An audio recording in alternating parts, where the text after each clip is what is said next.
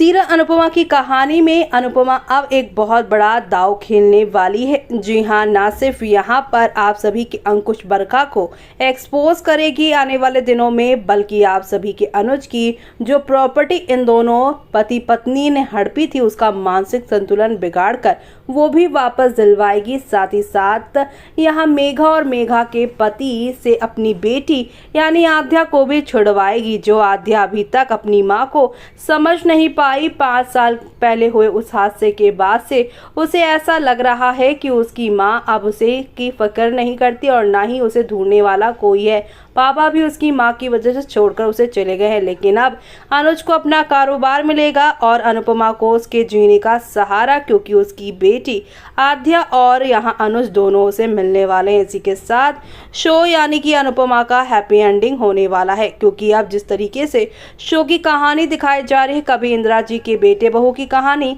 तो कभी